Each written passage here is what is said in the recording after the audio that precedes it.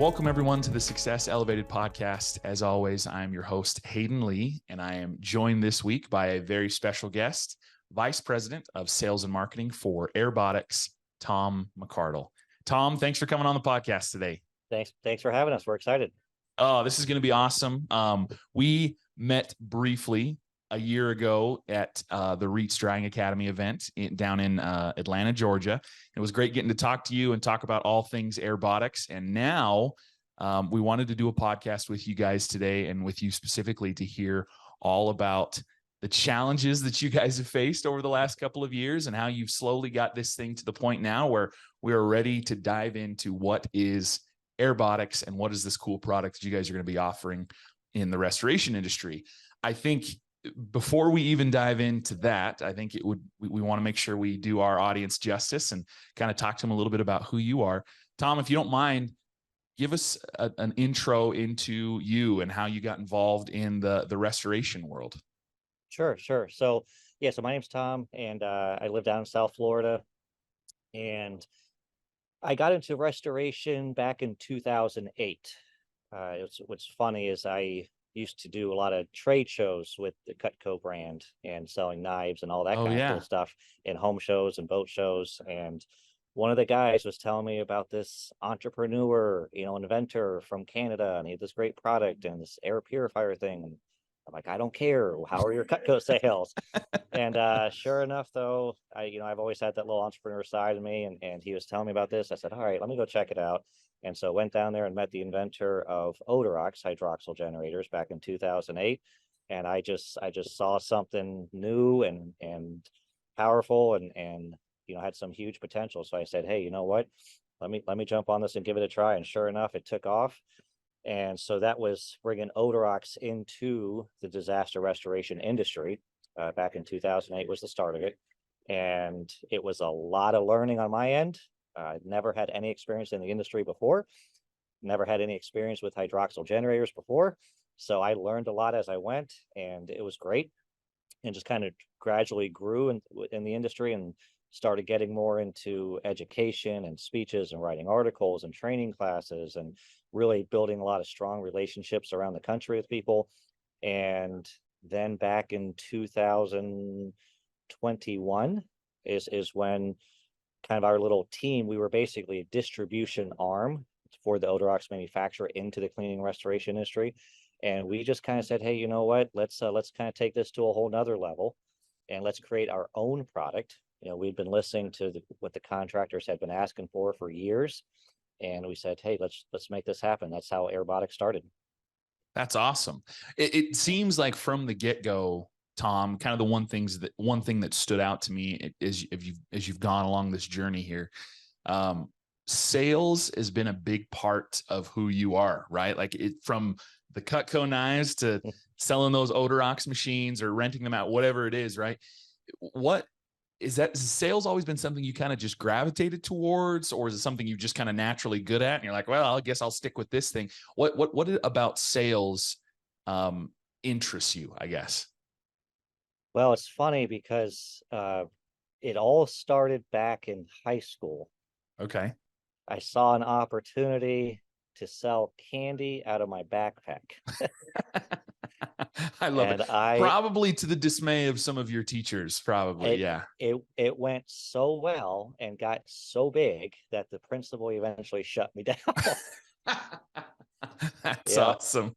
And so I think that was when I started to realize, okay, there's something to the sales. I mean, I still say, almost every industry, almost every job, almost every profession's got sales to it, right? You're always selling something. If not, if anything, you're selling yourself. You're selling a service, you're selling a product, and I would say not your, typical, what you would call like that quote unquote salesperson. For me, it's about relationships, and it's about listening and hearing what the problem, what the need, what they desire, what were they really looking for, and solving that. And just by doing that, that's kind of where the sales comes in. So I enjoy it just for that reason, and kind of the sales and the orders and the closing and building, all that just kind of follows suit, but you listen, ask the right questions, and give them what they want. then it's kind of a win-win. So I Love it. enjoy that part of it. Well, and this was, gosh, he came on the podcast probably, I think it's been almost a year or just over a year. We had a gentleman by the name of Donald Kelly come on, and he is not in the restoration world, but he owns like a sales consulting business where he trains sales employees, specifically in kind of the tech space. But he is originally from an island in the Caribbean, and I can't remember exactly. It might be Jamaica or the Bahamas. I'm not 100% certain, but he talked about his desire for sales and what kind of led to his liking to it. He talked about as a kid selling mangoes on the street, and he wrote a book called Sell It Like a Mango, and it talks about how, like, all sales, to your point, Tom, all sales kind of come back to you're selling, whether it's a product or a service, you're selling this thing and you're trying to convince these people that, you know, maybe you care about them or you learn to care about them, that they need this thing or service or whatever it is. Right. And so learning how to speak to people's emotions and how to actually care about them and actually want to help them, it will actually, you know, help you sell it like a mango. So anyways, it was just that you were talking about that, and I had to look him up because I forgot his last name. I was like, Donald, I can't remember. Donald Kelly wrote a book called Sell It Like a Mango, and it's 100% to your point that all sales can kind of go back to its simplest form: selling candy out of a backpack, selling mangoes on the street, right? And I love that that's how it kind of went back to it for you. I think that's such a cool piece to it. So you go from Cutco, you kind of start developing this thing with the hydroxyl machines. As you kind of dive into that world and that space in the restoration world, you've been in the restoration space now. Before we kind of dive into what Airbotx is, you've been in the restoration world now for 15 years. Why have you stuck with it? Why has it been something that you've become passionate about? Is it the people? Is it just the nature of the business? Why have you stuck around for these last 15 years? Yeah, I think it's a little bit of all that. So early on with hydroxyl, this was the industry that really had a need, right? So they're dealing with, I mean, I always call it moderate to severe odors, right? They're going in and they're dealing with fires and sewage and cat losses, and you know, they're dealing with a real problem that isn't always that easy to solve.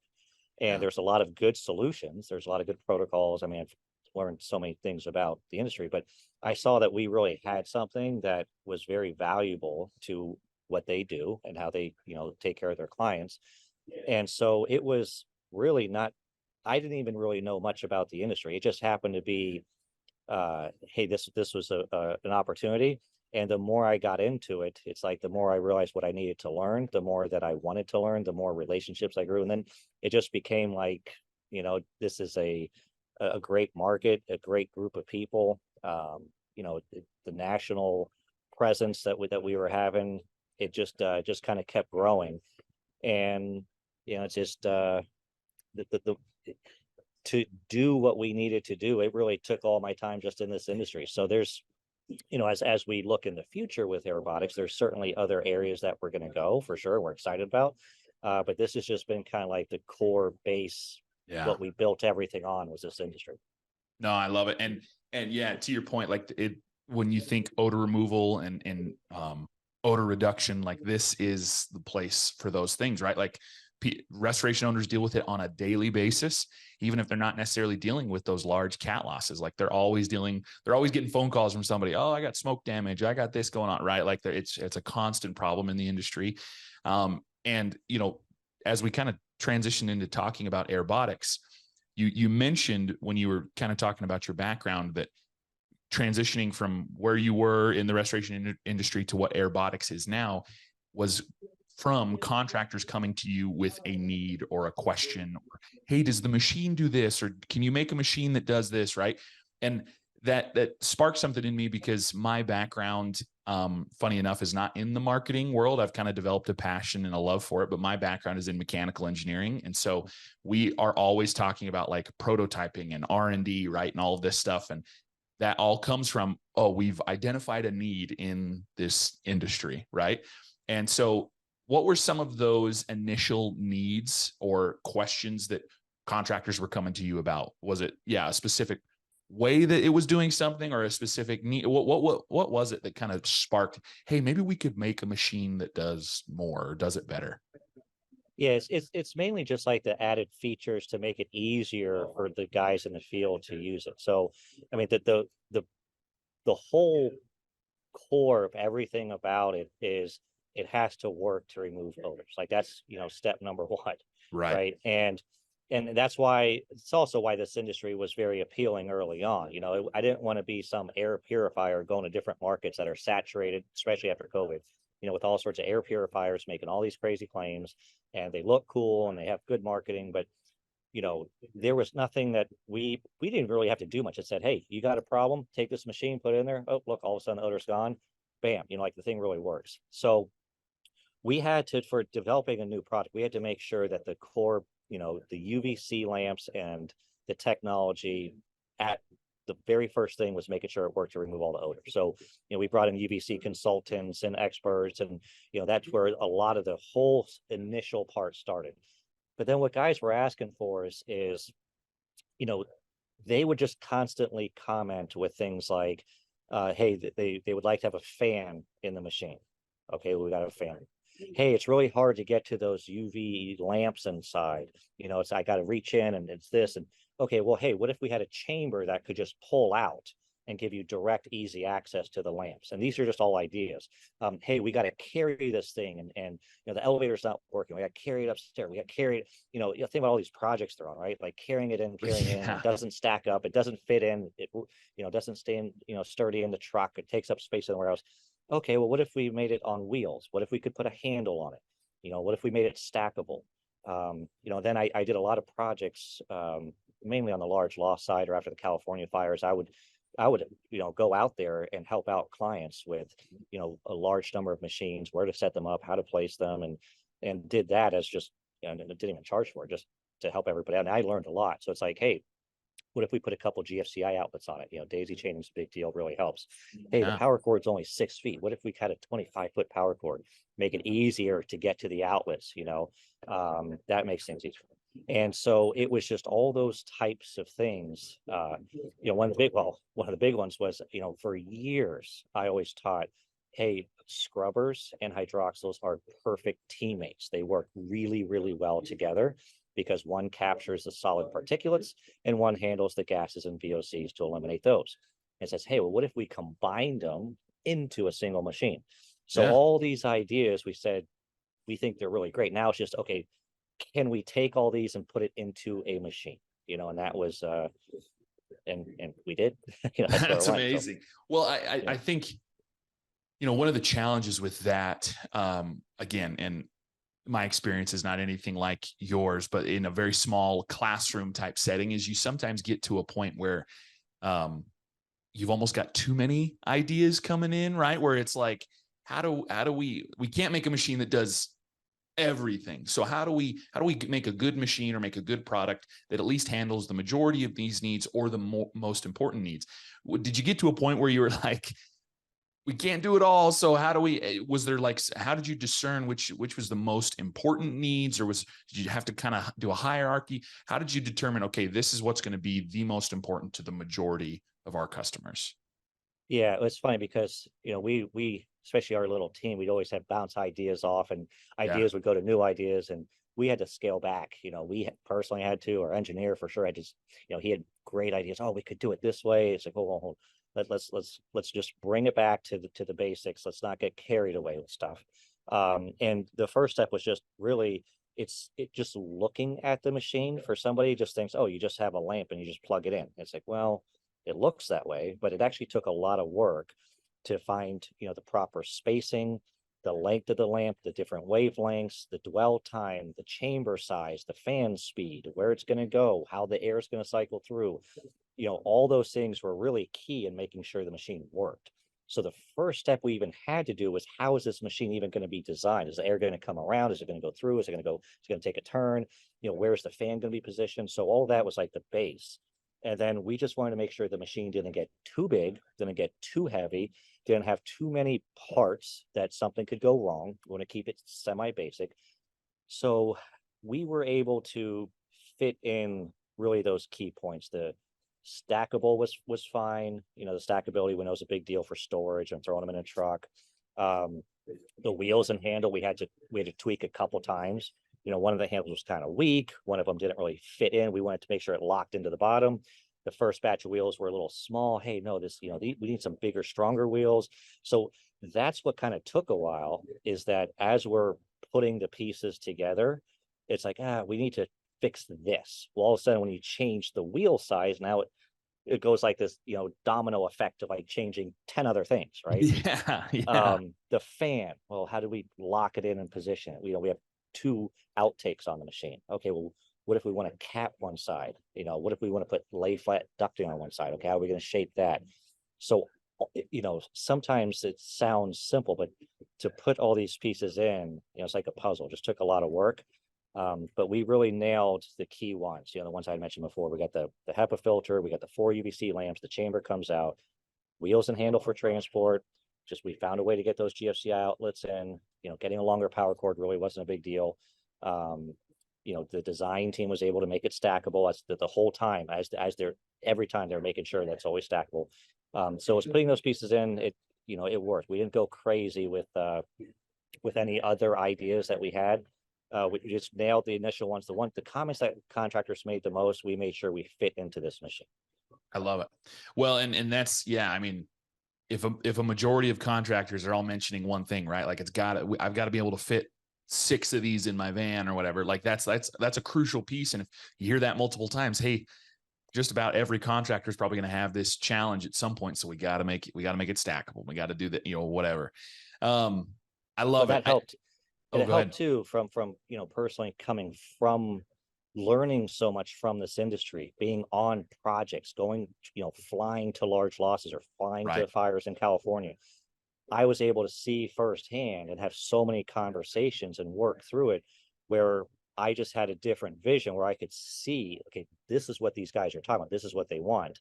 And then so by combining that with, you know, our really good engineer and UVC consultants and the design team, and, you know, it just having all those different people involved, it was able to make it work. You know, right? If you only had one side or the other, well, if there's only me, I can't put a machine together. You know, as the only engineer, he wouldn't know what they're looking for to put together. So Right. it was a great combination of our guys. So that it helped. Well, and it helps that you had the desire to go out and actually learn about that, right? Because like it'd be one thing if you just sat in an office and just, you know, got emails from contractors saying, "Oh, we need this." You'd be like, "Oh, well, I guess we can figure something out for that," or "Oh, no, we don't need to worry about that thing." You actually went out on some jobs and were like, "Oh yeah." When contractors mention they've got to be able to fit this many in this, or they need a longer extension cord, I know what that's like because I've been in a pinch and not had, you know, I've been too far away from power to get this to work.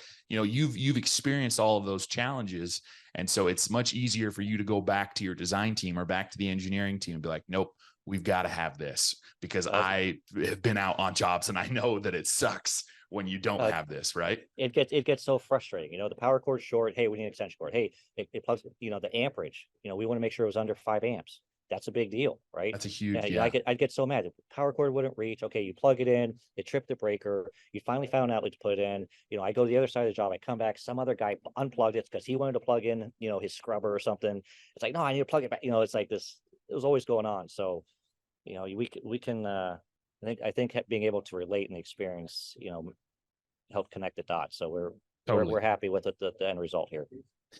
So before we kind of talk a little bit, you know, I obviously want to give you the shot here to kind of give us all the details about what makes this product different. But before we kind of get there, I'm just curious, and you know, my audience might want to tune out when I ask this question, but I'm just fascinated, again, my engineering brain. But I can imagine that when you went to like a manufacturer or you went to like a builder, that you were like, hey, we've got to build this thing. There's probably not a lot of manufacturers out there that have a lot of experience with this really like super high tech piece of equipment. Was there any challenges that you faced when you finally narrowed down the design, you narrowed down your prototypes, and you're like, okay, we're ready to produce something? Was it hard finding good manufacturers, or what was there any kind of challenge that you faced as you were prepping to kind of launch this item of like, hey, we've talked to a bunch of people, nobody knows how to mass produce this product? Was that a challenge that you faced at all? Well, we're the ones that are actually assembling it, and Oh, we've got the wow. manufacturing plant. Awesome. Yeah. It was setting that up to put it together. So it's done just outside Indianapolis. Almost all the parts are U.S. made, just a couple from overseas. I think the challenge was, once we got through the design process, because there's so much detail of every little screw and little, millimeter, and where things are placed. But then it's all the different parts that are needed. I think that's the challenge, that Yeah. finding those guys who can make the chamber, who can do the rotomolding, who can get the wheels that we want, who can get the lamps that we need, the harness that we need, the ballast that we need, the electrical panel that we need, all those. There's so many parts that go into it, and they all have to fit perfectly, and they all have to Yeah. be the quantity and the pricing of it, and when can we get them. And sometimes some things are back ordered. Hey, we're told we get something in 6 weeks, all of a sudden it's 2 months, we don't have it. Well, if you're missing one part, you can't make the machine, and then when one part changes, now you got to change other things. So I think a lot of the learning that was involved, Roger Shepard was really the one who, spearheaded that whole side of things. And it was a lot of learning. It was finding the key partners and making the relationships with the parts and the manufacturers of those, the suppliers of all the parts, finding them, finding good quality stuff, negotiating the price, the quantities, when we can get them, what kind of structure we're going to be on, for production. So that was some learning that we're still, experiencing now. So I think that was probably the biggest challenge. It just took a while to, once we designed them, we had a design team, and once it was all designed on the computer, it was a whole nother game of actually making it a real thing. Putting it together. Yes. Yeah, yeah. Well, that's amazing. And I totally didn't even think that you guys would be putting it together yourselves. So that's even cooler, in my opinion, that you can do it all. And it's great that it's all done in-house, so that there's a lot less go between maybe engineering and production or whatever, right? Like it's a lot easier to be like, hey, these screws we ordered, they don't fit. Well, okay, maybe I guess we could make a slight design change just to make it so these screws fit, right? It's probably a little bit easier, and it makes your guys' job a little bit more functional to be like, we're all under one roof. So when we go to source the wheels or the screws or, whatever, the lamps, we can make sure that everything fits all here together. And then we can make some design changes at some point if that needs to happen, right? Depending on what sources you're getting your materials from. So I love it. I think that's super cool. I think we're kind of to the point now, Tom. I would really love to kind of hear. We've talked about initial design and feedback from contractors, and how you got it to the point now where you're ready to kind of launch this product. Let's talk in depth, or as in depth as you want, about what this product actually does. What does Airbotx actually do for these restoration contractors now? And obviously you'll go into other industries, but what does this product offer for these restoration contractors? Yeah. So I touched on obviously all the cool features that, help the use or the storage or the transportation or the cleaning of it. But at the end of the day, the machine, it's got Mervate and HEPA filter in the front, so it captures the particulates. It's got the 4 UVC lamps inside with a chamber, so it eliminates odors. It produces hydroxyl radicals and other oxidants that exit the machine.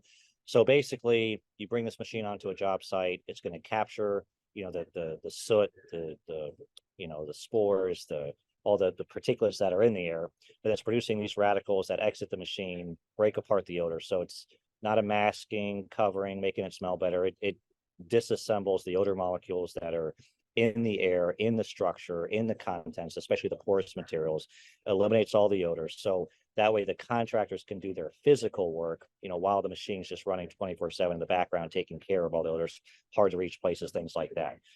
We have another model that uses, so UVC is the strongest of the three UV waypoints or the categories, UVA, UVB, UVC. So UVC is the strongest. UVC has been used for decades, if not longer, in hospitals and medical facilities for, pathogens, bacteria and virus and whatnot. It became really popular after COVID because that was one of the things that a lot of people would turn to.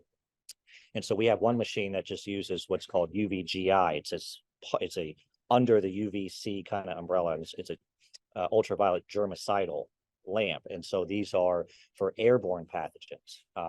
And so that's a big deal for spraying and wiping and HEPA-vac and doing all those things are important. But sometimes airborne either pathogens or airborne VOCs and odors, those are hard because they're in the air. You can't see them, and what do you do with them? So the pathogen side, with the UVC, the odor side with the radicals and oxidants we produce, and then you got the HEPA filter for particulates. So it does a lot. It doesn't do everything, obviously, but it's a great tool for these guys. And then the features I mentioned earlier are just really to make it an easy to use, easy to transport, easy to store, easy to clean.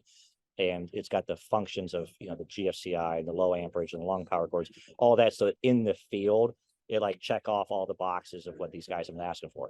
Oh yeah, that's amazing.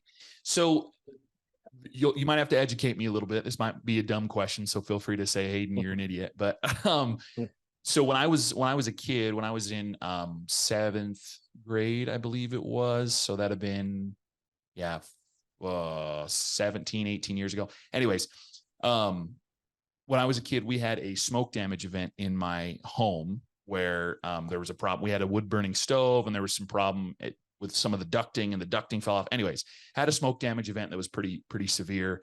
And the restoration company that my parents' insurance had come to the house used, they set up some tarps in our garage and set up some curtains, and they used an ozone machine to get rid of the smoke smell in like our clothes and our bedding and all of that stuff. Does Airbotx, does it handle some of those similar problems, or is it going to do, is it more like our restoration, that might be an older technology. I don't know if restoration owners are still using those ozone machines, but is that something that like Airbotx can replace, or is it going to kind of work better alongside with? What does that kind of do in that realm with like smoke damage? So that's actually a really good question, because that's usually, if somebody has not heard of hydroxyls or radicals or oxidants, that's usually my go-to is ozone. Everyone knows about ozone. Right. So it basically does the exact same thing. Love it. It's Love extremely similar as far as the end result. Yeah. So the difference is you can't occupy, with high ozone levels. You got to be careful not to let ozone run too long. If you have, sensitive materials, rubber, Right. plastic, can damage that if it's, a high level running for too long. And it can leave behind a little bit of a chemical smell, but ozone's extremely effective. But the radicals that we produce are actually more powerful oxidants. So that just means they work on a broader range of odors and VOCs. They'll break down more odors and VOCs than ozone will. But the key to it is that you can occupy the areas while the machine's running. That's it won't awesome. damage contents, so you can run it 24/7 doing, we've worked with a ton of content guys over the years. Some just only do content, some only do electronics, but some have contents added to their own restoration business. So we've worked with all that. Its contents are great. And it doesn't leave behind that chemical smell. So it's basically just like that, except safe to be around, more powerful of an oxidant, just so it works on more odors and VOCs without leaving behind that chemical smell or the risk of damaging anything. Well, and that's amazing. And I remember, as a kid being like, because they had set it up in our garage for us, because that way all of our materials were there and it was easy for them to kind of sort through stuff or whatever. But we couldn't go into the garage. They'd kind of sealed it off, and they were like, hey, my mom would occasionally open the door and just kind of peek in to make sure everything was still there or whatever, but we couldn't be in there for like extended periods of time for just what you're talking about. And so that's so cool that, that's no longer a worry with a machine like this, that you don't have to stress about that. So thanks for indulging my my uneducated mind a little bit. I was curious, that was so long ago, and I was like, they've got to have some advancements at some point so that we're not dealing with, and I'm sure ozone, like you said, is still super effective, but this It's great. allows some of those additional features, like you don't have to leave your house if you've got a machine running, kind of a thing. So Yep. yeah, that's so cool.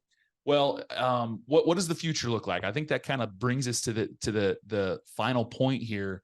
As you know, we're talking about Airbotx and what you guys have done and the manufacturing and everything, all of these steps and pieces. And I know obviously for you, it's been a long couple of years as you've kind of ramped up this product.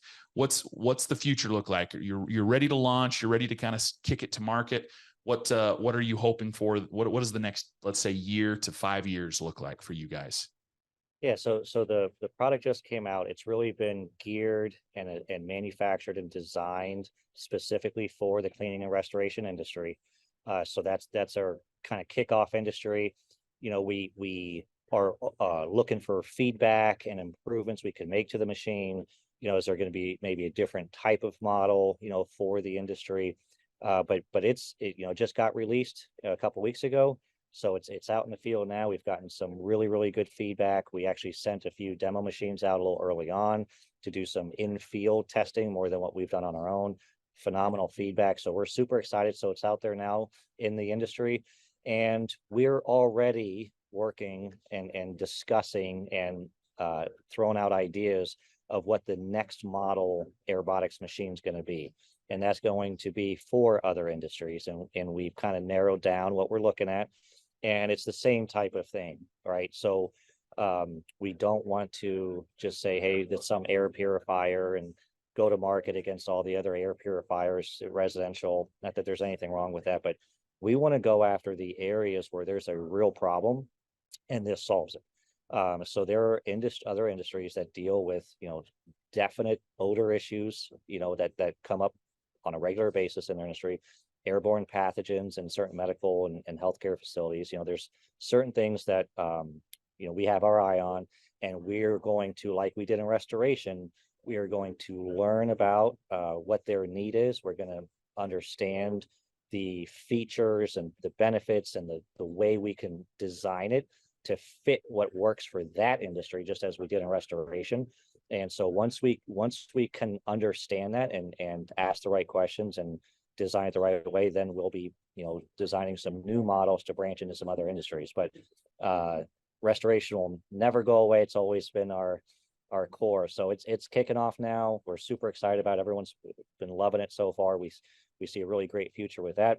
And we already have our eyes looking forward on some of the other industries and some new models that we'll be coming out with in the next year or two. Oh, it's awesome.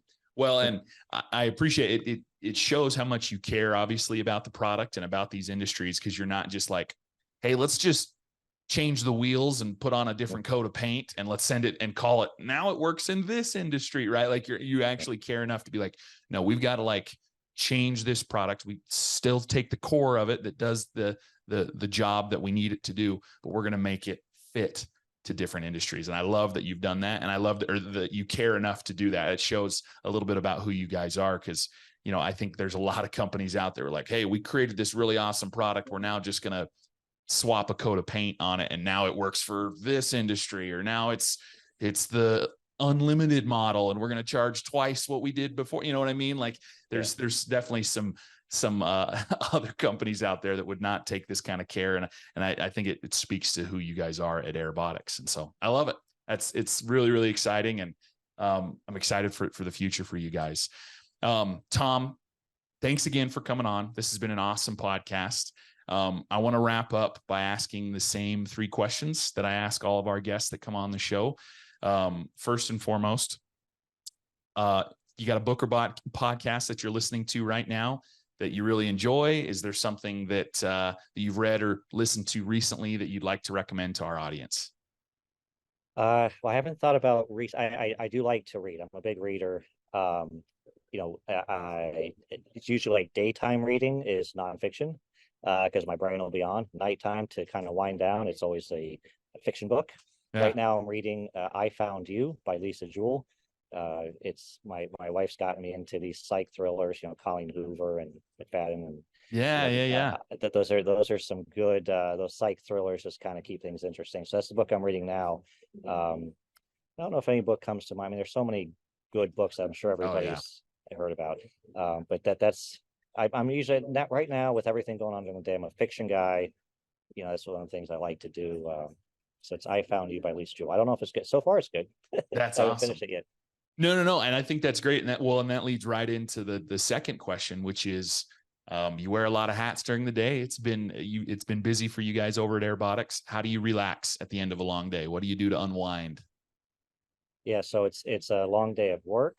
I always fit in my CrossFit training at noon. That's like my little midday. Love it. Make sure I get my workout in, and then once the work day is over, it's an entrepreneur. It's never really over. But once I can kind of semi clock out, I've got 5 kids. So getting them fed and spending some time with them and some good quality time with my wife and kids and their awesome little dog. Get the kids to bed, then I can actually have like my wind down time. And it's usually one or the other. It's either my wife and I will read a book, or we'll sit down, turn off all the lights and watch a show, watch a series, something, watch a movie, something. That's usually our wind down. It's like, just get it, everyone's in bed, kitchen's cleaned up, everything's out, let's turn down the lights, and it's either read or watch something, and just kind of just let that help us relax. Get our mind off of everything. Well, and I love get ready to reset for the next day, Yeah, exactly.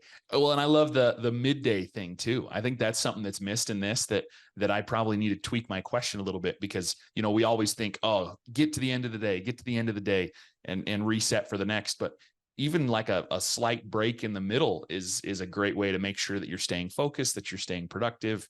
I love that. That's awesome. I put it in my schedule. To me, it's important.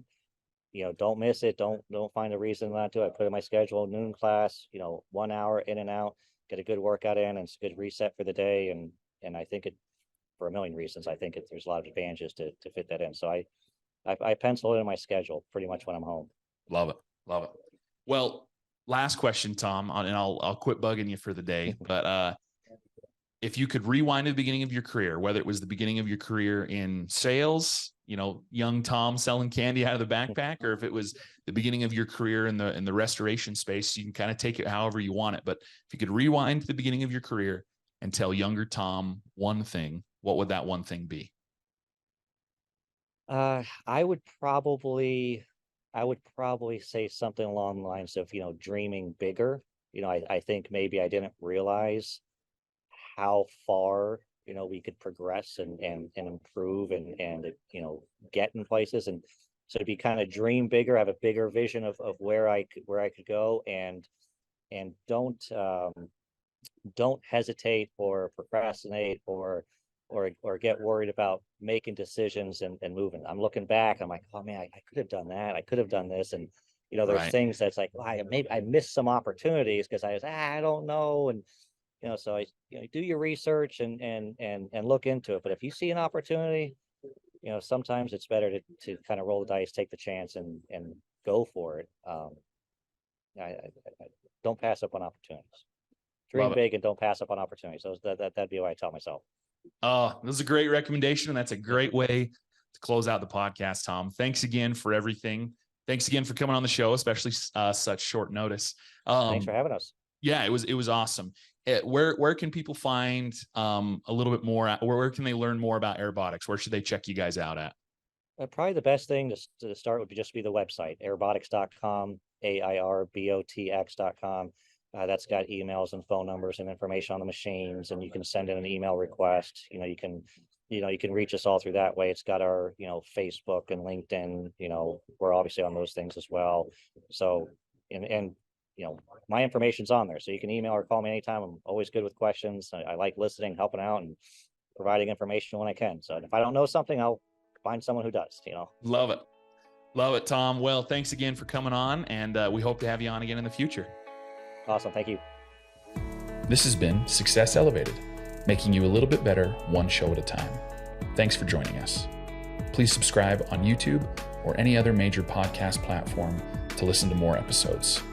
We are proudly brought to you by Spot On Solutions. If you'd like to learn more about how we can help you grow your business, please check us out at spotonsolutions.com.